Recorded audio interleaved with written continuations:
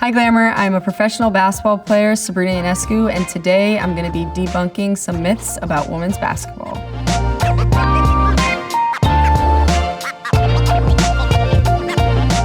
So there are 3 categories of questions, some about the WNBA, some about the sport of basketball, and some about identity.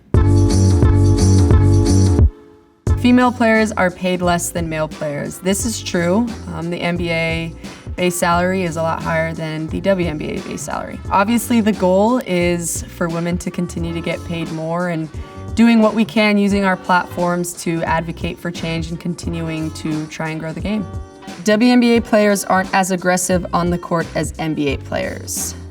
That is not true. Every player is different, so I think some players play with more aggression, some play more finesse. It's really dependent on the player, not necessarily what league you play in. I believe some WNBA players are more aggressive on the court than NBA players. I would say I'm more aggressive. I like to take the contact, give contact as well, and try and finish through it.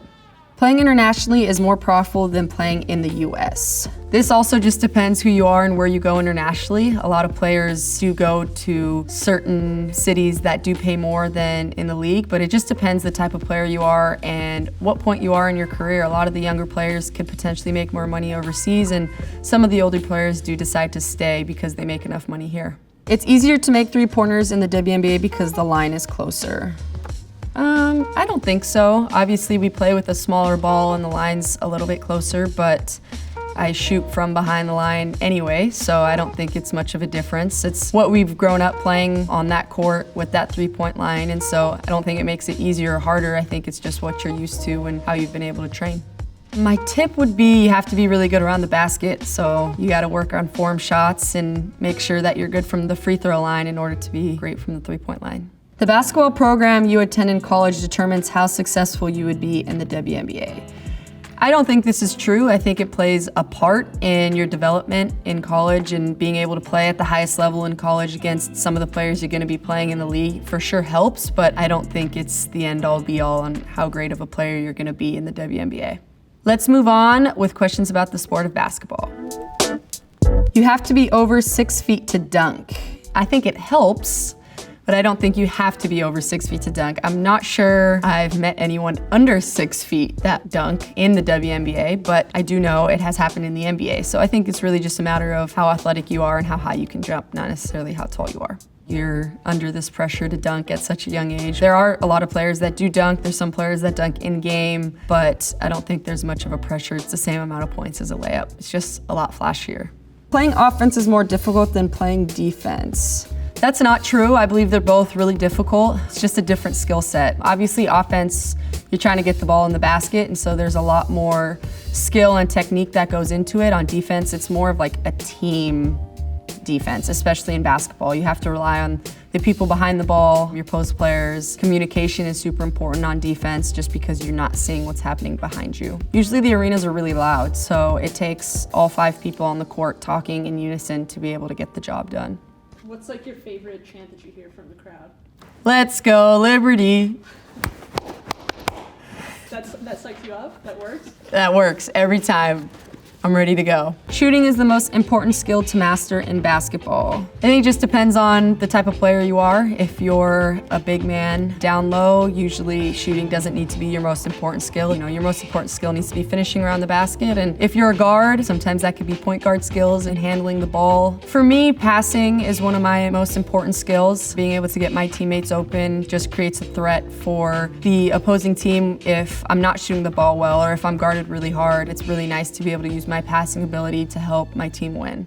Growing up, you have to play on an AAU team to play D1 in college. I don't think you necessarily have to play on an AAU team. Obviously, I think it helps because on the AAU circuit, a lot of the times is when there's college viewing tournaments and college coaches are coming in attendance to watch a lot of the teams. So I would say most of the time, 99% of the time, a player that goes to college has played AAU basketball because it's year-round and you're always playing against the best competition in the country. I think the more you can be playing basketball and be seen on the highest level and playing against the best competition, always the better.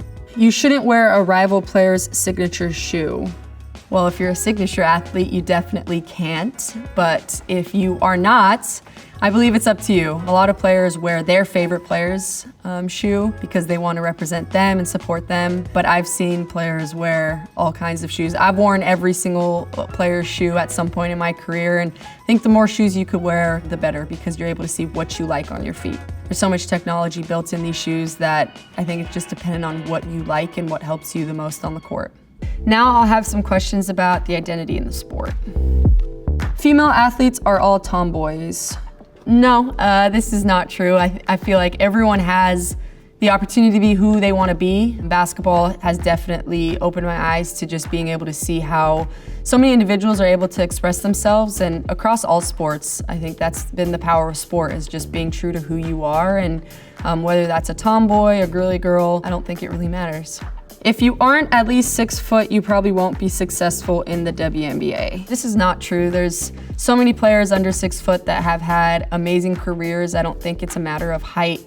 It's really just a matter of will and wanting to be great and putting the work in. Obviously, if you're very, very short, I think it can put you at a disadvantage. But if you're really fast and quick and have great skill set, I don't think it really matters how tall you are, as long as you have the skills to be able to be a great basketball player. Female athletes don't have as much swag as male athletes. I think female athletes have more swag sometimes than male athletes because they are able to express themselves however they want, and I don't think it really matters whether you're a female or a male. I think it's just being who you want to be and representing that on and off the court. The Liberty is a swaggy team. Pre-game fits, everyone always comes, does not disappoint. Everyone's in their best outfit, especially since we're in New York. I feel like you have to come ready for the game.